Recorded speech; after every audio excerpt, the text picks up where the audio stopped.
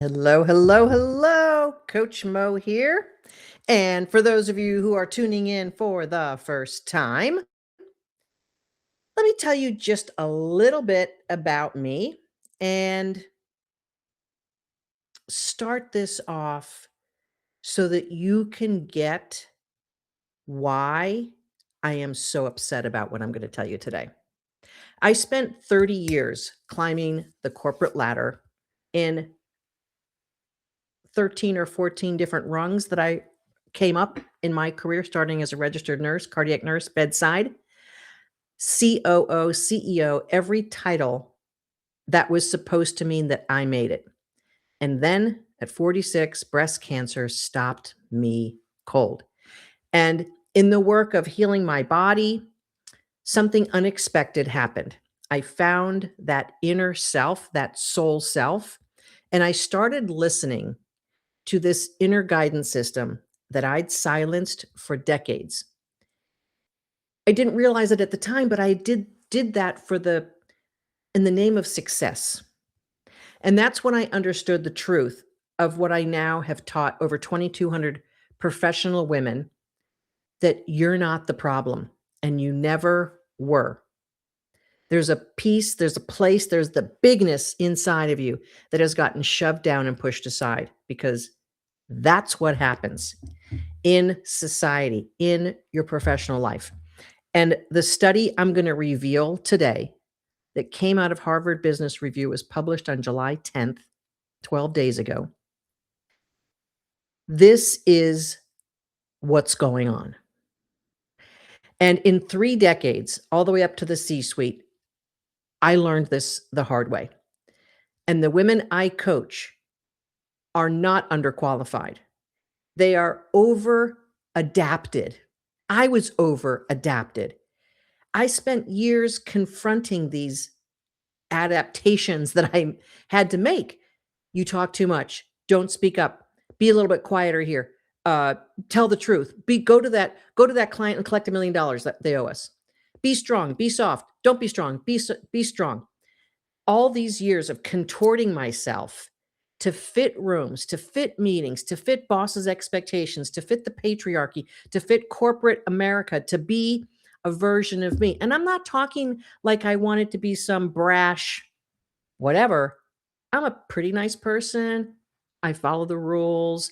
I do good on tests. I do as I'm told. I try to do a little bit extra. When I was contorting myself to fit into these rooms that were never built for me, and then wondering why success was so hard, and when I got there, it was so hollow. So I don't teach women to play the game better.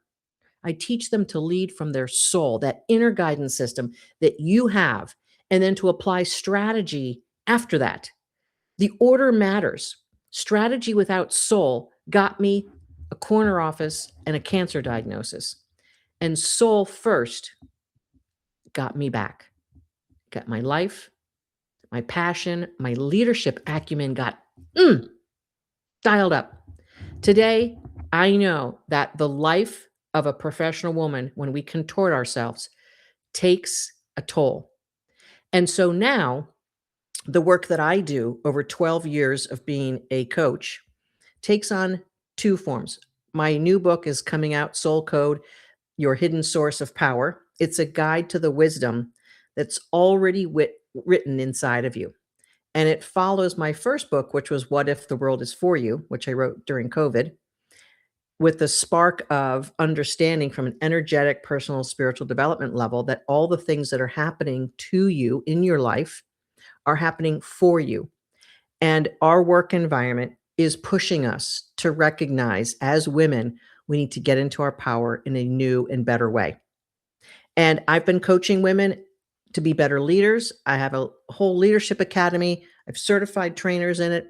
And I will say this: I am here on Substack as a new voice for myself, to get out of all the noise, to get out of all the clutter, to not speak from a marketing perspective, but to speak from my heart and my soul, and to help professional women understand what you're truly navigating and how to do it better. So hopefully that makes sense. I don't know if anyone is here joining. Please feel free to put in the chat. Let me know who you are, where you're tuning in from, because now I've got the big reveal. The big reveal is a Harvard Business Review article that you can see I've made many notes on, many notes, many underlinings, many, many, many. And I'm going to read you from it. The article was written by Dwayne Witten, Wendy R. Boswell, and Susan Oldroyd. And it was published by Harvard Business Review, July 10th, 2026. What 60 years of data reveals about how men and women experience leadership.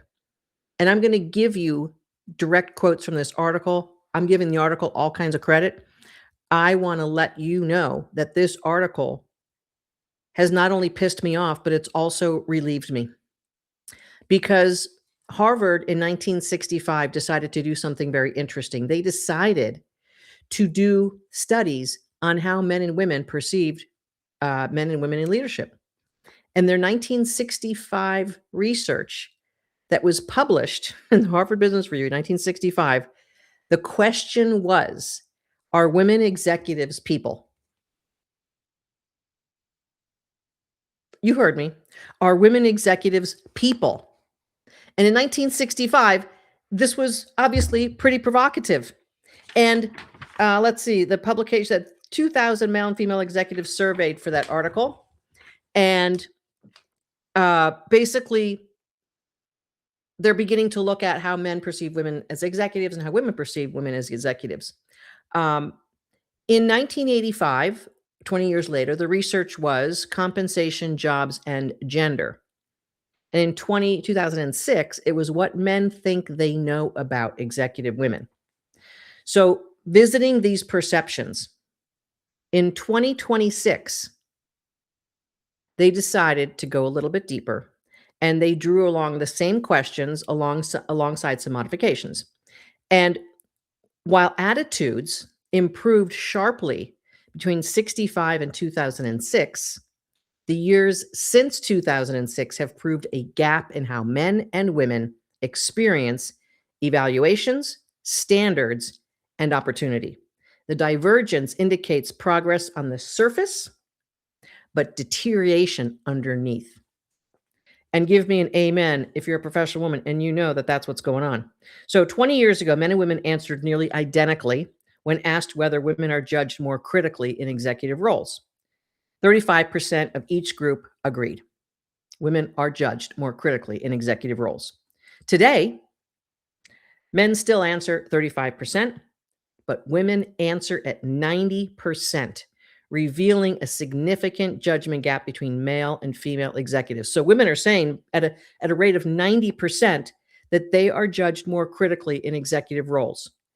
Bingo, put a stamp on it. That's exactly the experience I had, and it's exactly the experience of the 2,200 women I've been coaching over these years, in particular, the leaders and executives I coach in my advanced programs.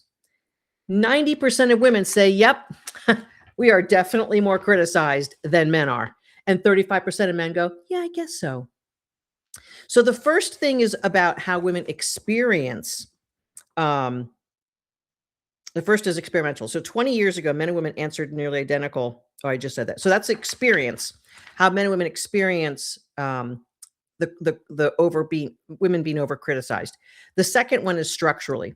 So in another aspect of their survey, 83% of women believed that they must be more exceptional than men to succeed. Yeah, that's been happening for, 7,000 years. But there's been a big leap of how men have perceived that. So 68% of women say they have to be more exceptional than men, and 32% of men believe that. This finding reflects that what's identified as the prove it again bias, where the documented pattern in which women's competence is presumed absent rather than present, requiring repeated demonstration that men are not asked to provide. So it's been widely researched and documented that men are advanced, promoted based on their potential, and women are advanced based on what they've already shown that they can do, which, as I coach women into taking promotions and taking that next role and applying for VP when they've been a director for 15 years, Well, I've never been that level. Well, of course you've not. Every single human being has been at the new job title day one, never have done that before. When I was hired as a chief operating officer for this big national healthcare company, I had never done that job before until I got that job. I had similar experience, but not a COO job. I was CEO of a smaller healthcare concern years ago, and I was CEO on that smaller healthcare concern. I didn't have that job before. So women are typically not advanced unless they have had significant prove it, and men are advanced because of their potential.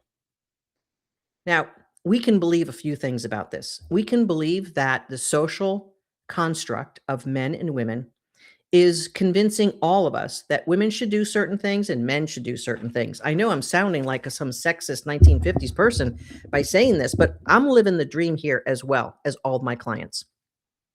And most of you tuning in, I see Kevin. Kevin, hello. Maybe you'll agree with this because you're a very sensitive, very open-minded guy, um, as well as successful. And I think one of the things that's important to understand also is merit is measured differently between men and women. And a good friend of mine, probably about 10 years ago, actually gave a TED talk on how she found herself being biased when men asked for raises. She was chief HR officer. When men asked for raises, she was much more ready, willing, and able to look at should they get the raise. And whereas a woman asked, she'd be like, well, I don't know there. Or like, what have you done? So the microscope that women are under, we know it. Men just don't get it. And so not only has leanin.org and McKinsey been publishing these very similar statistics for 10 years, but the Harvard Business Review has come out 20 years later for their, let's see, 65, 85, 2006, 2020. So this is their fourth reveal on the data of how men and women perceive women in the workplace. So we have to understand how this matters for women.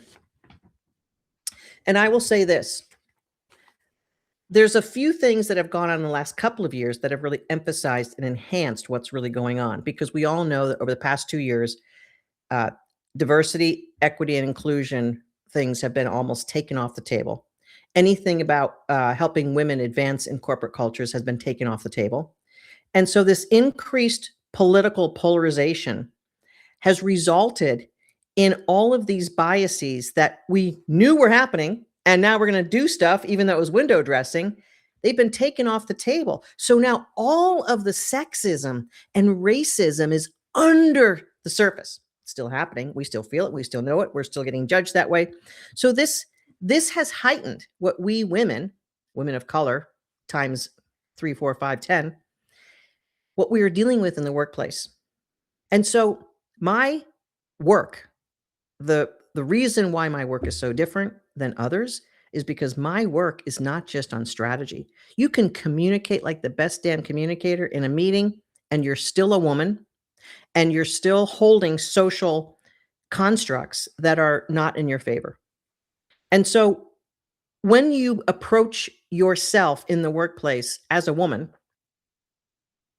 you're already buying into certain things. I know that because I know that. I've experienced that.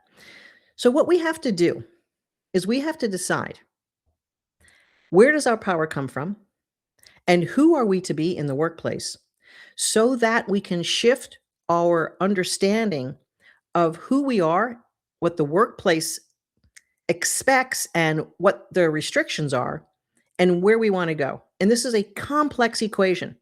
This is not even a chess game. This is like 17 hands of poker in the World Series of Poker. This is the right hand at the right time with the right bet, all of that. And these rollbacks and how women are going to be basically breaking through not only glass ceilings, but literally brick walls can only come when women have embraced their unique power. Each human being has a unique thumbprint, handprint, footprint in the universal field of who they are Each one of us is totally different. We bring different things to the table. We want different things. We have different sensibilities and different gifts. And that needs to be embraced. And most women don't know how to do that and haven't had the time and the luxury to embrace that because we've spent all of our lives having to perform, have good grades, and still we don't even get ahead. So we think we have to keep our head down, get even better grades, prepare and study and be perfect, and still it doesn't work. So the window dressing that we have been taught to be has got to be shape shifted. And we have to start realizing that there is a gap and it's not our fault. So the gap that you're being judged against is not you personally. It is a societal, systemic, corporate, global, sexist thing that's still out there. And in 2025, the McKinsey Women in the Workplace report said for the first time in its 11-year history, a notable gap has sprung up between men and women in their desire for promotion. Usually the scores were like women wanted promotions just as much as men, percentages equated each other, not exactly 100%, but close enough. So the data shows that the gap disappears for women wanting and desiring promotions when they have had years of not having the support and the sponsorship that they see their male colleagues getting. The lower ambition is a rational response to an unsupported environment. And this heightened awareness of this going on has actually brought all of these issues underground. And what was visible 2 years ago is now underground, and formal tools that used to clear this shit out no longer exist. So the explanations that Harvard is uncovering, and they're saying, hey, this problem still exists. I don't know that they have a solution in here, except to say, hey, women need to be sponsored like men, and we need to redesign things. I mean, this is all very academic. It doesn't happen. And so I will say this to all professional women hearing this. I'm going to write this long form article tomorrow. You'll see it here on Substack. And I will say this. We women have to start solving this problem from our perspective of our power, not from the perspective of the obstacle. And if you've ever done any complicated problem solving, you know that you have to have a very clear idea of what you want so that you can navigate the variables instead of navigating the constraints. I know I'm all MBA speak on you on this one. If we look to solve the problem within the problem, we are by default embracing that the problem is the constraint that we can't do anything about. And most researchers, when they're honest with themselves, understand that this is the bias that comes into all research. So being a real problem solver, we have to look at what is it that we desire. Well, we desire to be seen as promotable. We desire to be seen as visible. We desire being seen as someone who has potential and can do more and be more effective. We want to be seen as someone who can get results and are not over our head, overwhelmed, scurrying about, or too busy, all that stuff. We've got to be cool, calm characters and still have that sense of ambition and wanting to express our gifts in the world. These are natural human behaviors. Hey, I know I have talent. I want to show the world. I don't care if you're an introvert or an extrovert.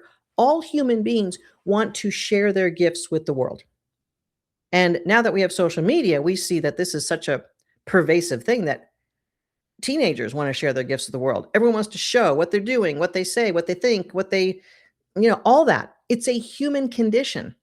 And most people might look at that and say, well, that's just ego. That's just ego. No, it's the soul's desire to be seen and recognized and valued. All humans have those characteristics inside. I want to matter. I want to be seen. I want to express my unique gifts and know when I put my head in the pillow that I have done my job as a human being with what I have to offer.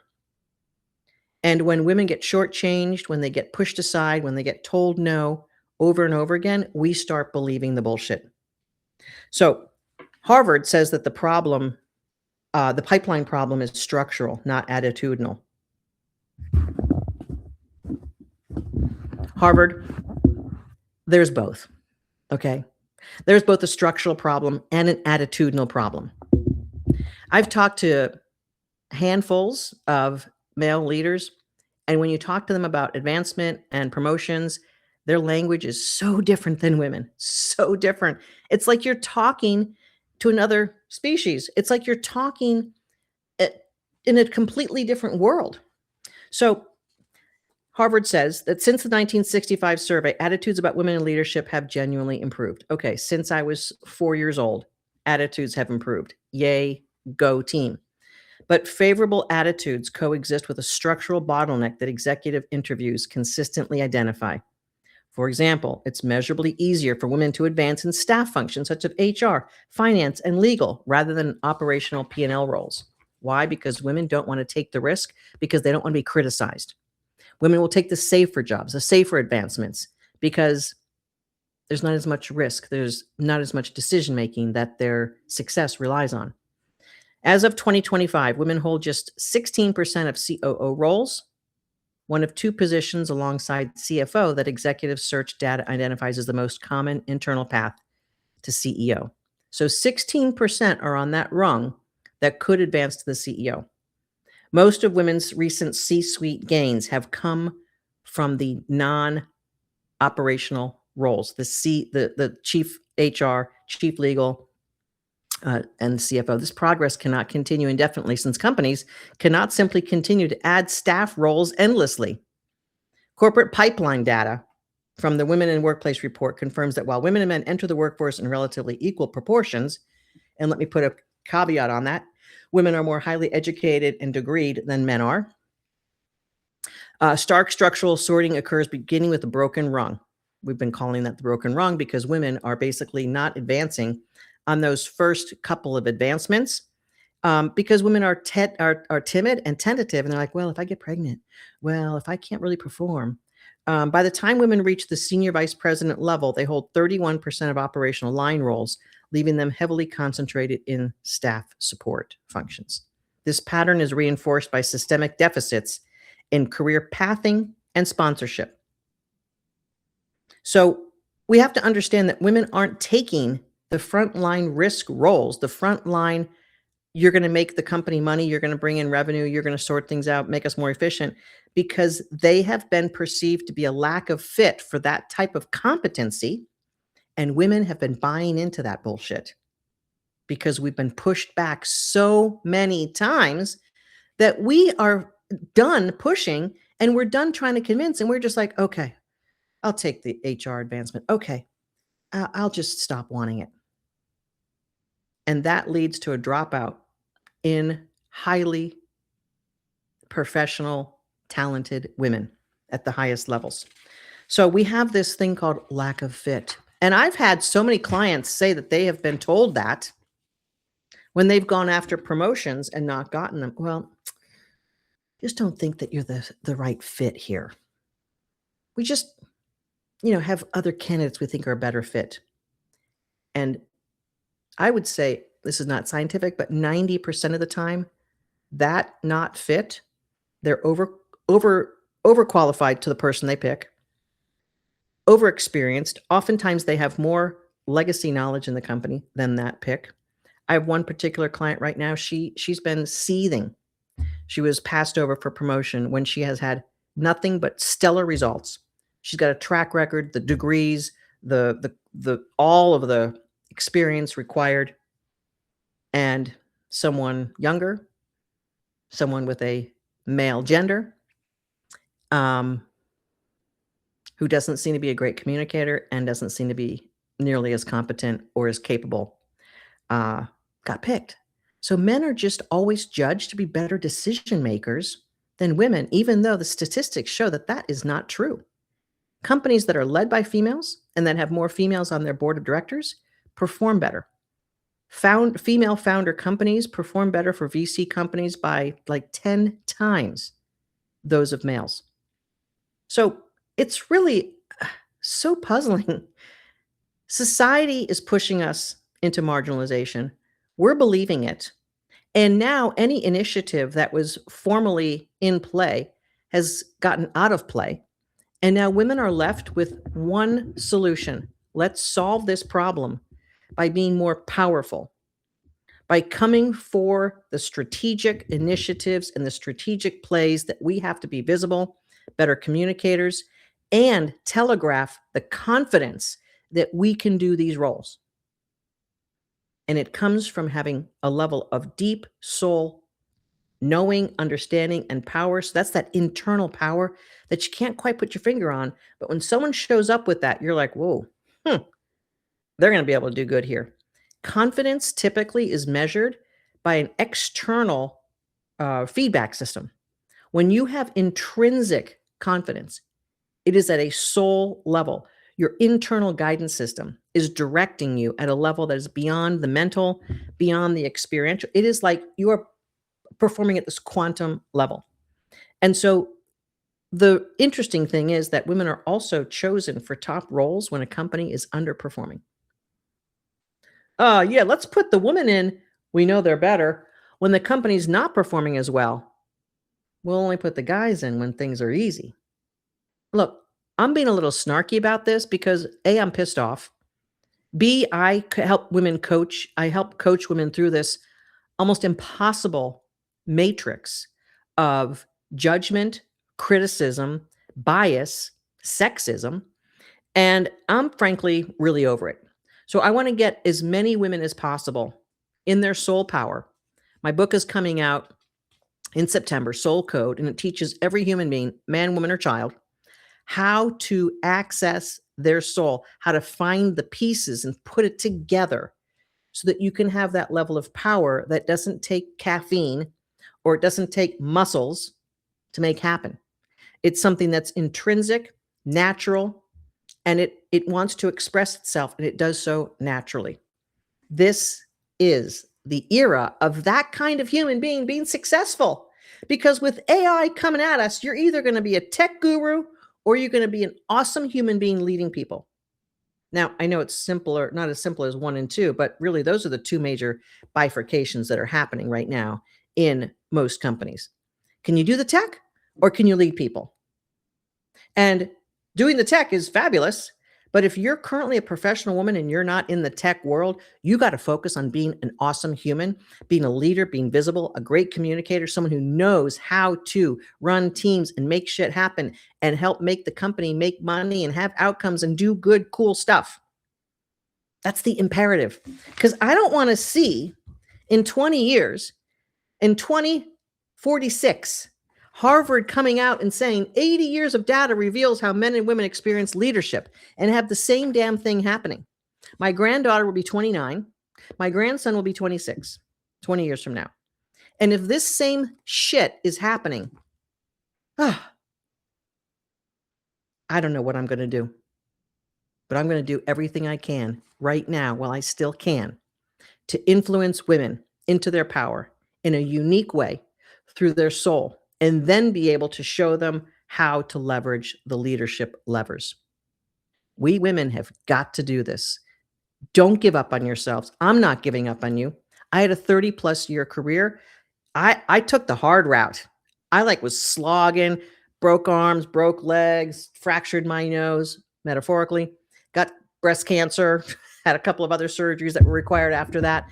I had a slog and I did it the hard way because I didn't have all these tools. Things changed for me when I was 46, when I had my breast cancer and I was sitting on that damn couch and I was recovering. And I found that inner sense of self and a powerful light went off when I realized that I'm a human being who likes to develop people. I was showing kids at the age of 10 and 11 how to ride their bikes without training wheels. And I've been all about that as a nurse, as a young leader, as an advanced leader, as an executive, as a C-suite, how to do things better and believe in yourself. This is my superpower. And I've been doing it for 12 years as a coach. I wanted to help women advance in their careers at a greater rate than I could do as a C-suite member in a company. So are you on this train?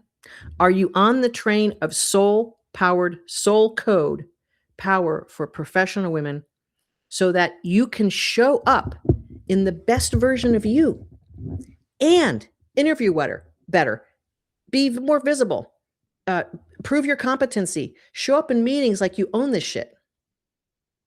This is where we need to go, women, because Harvard is telling us that things are worse and that we women are perceiving that this environment in the workplace is 90% not in our favor. Like, if you're in a 90% not your favor, you're going to like leave town. And women are doing it in droves. But the thing is, women do so well as professionals, so well in delivering outcomes. We just get all mucked up because there's such a conflicting environment. We know we're good. The environment doesn't reward us. We know we're awesome. We know we got results. But the environment's like, no, it's not good enough. No, we're not going to promote you. That is a very, very, very difficult environment to spend decades and decades in.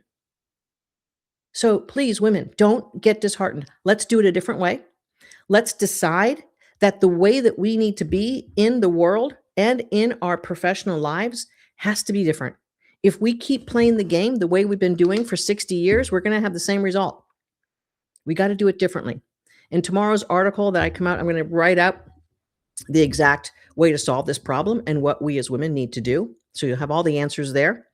And I'm going to be talking about this every week on my Substack Live. So find me here. And by the way, do a friend a favor, pre-order my book, mofall.com/pre-order. And let's get that book in your hands. Let's get that book visible on the Amazon bestseller list. Let's get women knowing how to open their power, which is in their soul. The soul code is effectively a key. It's like dialing in the safe combination. And then having that as your gem, as your treasure, and how to live your life. It's a practical manual on how to be the most powerful version of you, authentic, aligned, successful, better life, making better choices in relationships, family dynamics, etc. And I've got thousands of clients who have used this technique to enhance their lives. And I had someone message me today on Facebook, and she said, Mo, my career took an unexpected turn, and I was finally ready to embrace that rather than to think I had to keep fitting into what I've been doing for 20 years. Sometimes that's the answer. And sometimes the answer is you've been playing so small for so long, you just think this is supposed to be this hard. When you advance up with the proper internal power, you're going to realize that your talents and gifts should have been playing at that level all along, but you just weren't invited in. You weren't permitted in because of your gender. And for those women who are women of color, immigrants, first generation educated, whew, wow, big disadvantage. Let's go at it though. Let's go at that, and let's not have this be a permanent problem. Let's get this changed. Let's get Harvard's results for 2046 to say a completely different story. That's my hope, and I'm here for it. This is Coach Mo. I will see you on the next Substack. I'll see you on all my social media channels. I'm getting the word out. Please order my book. The link also will be below here. My team will put it there. And let's get women in their soul power. Get the soul code. The book comes out very soon, and you can pre-order it. And I think I actually got the delivery of the pre-release today. So unboxing is going to be happening. Women, let's do things differently. Let's do it from the soul so that we can crack this problem. See you the next time. This is Coach Mo.